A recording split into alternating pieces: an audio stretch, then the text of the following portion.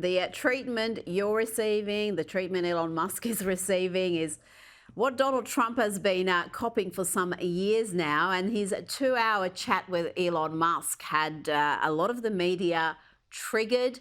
It did reach an enormous audience despite having technical issues at the start. But look at some of the media coverage we were treated to. This is from USA Today.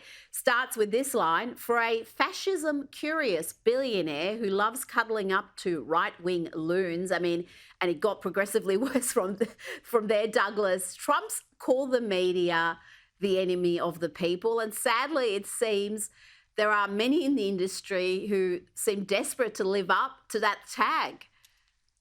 I mean, these are just dying entities. I mean, USA Today is such a failing newspaper. It's as thin as a loo roll, and it's just an unbelievable rag now, and almost no information in it unless you want to follow the baseball, which lots of people do. But in terms of news, it's just the worst possible way to absorb news. But they just have an agenda, and they just show it more and more. They describe Elon Musk as a fascist. They describe the former president of the United States, maybe the next president, as just a right-wing loon.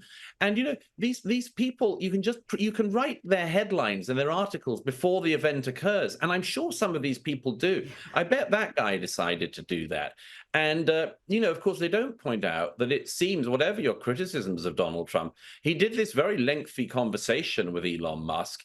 It's rather more than we've seen from Kamala Harris in recent weeks. But of course, they don't mention that. They don't note that because it's just the backing chorus of the Democratic Party. That's all these dying media brands are. The public can see it for what it's worth. And if you want a little bit of dying left-wing media commentary with your baseball results, I suppose you can go to USA Today. But it turns out most of the world is going to X, Twitter.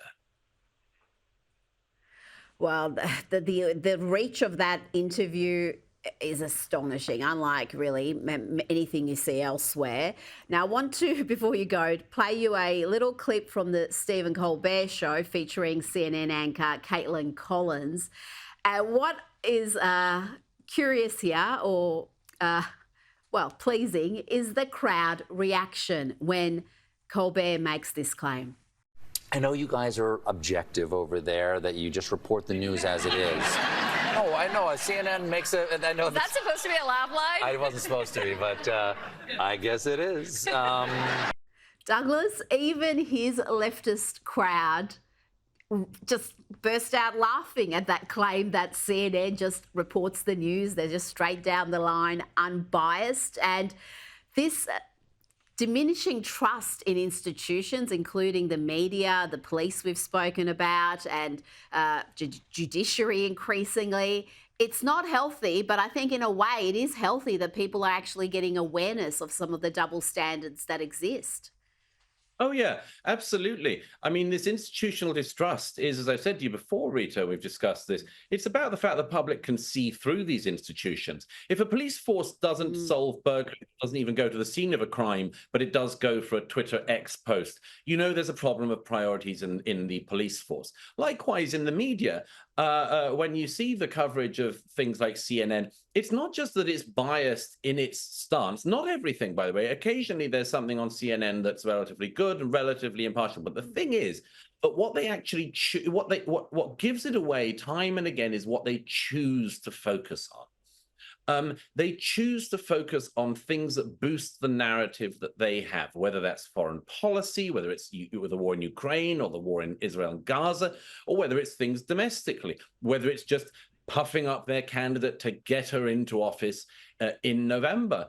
And I was delighted to see that. I mean, I just can't watch Stephen Colbert most of the time. Almost nobody does. But I mean, you know, he started off as a comedian. Now he's just become one of these sermonizers, boring sermonizers of the American left in what used to be late night comedy slots. But it was wonderful to see that his audience was wiser than he was and knew more than he did and laughed in the face of the idea that CNN simply attempts to report the truth. It was the best moment of the whole interview, and unintentionally funny. Douglas Murray, thank you so much for your time this evening. Great pleasure as always. Thank you, Rita.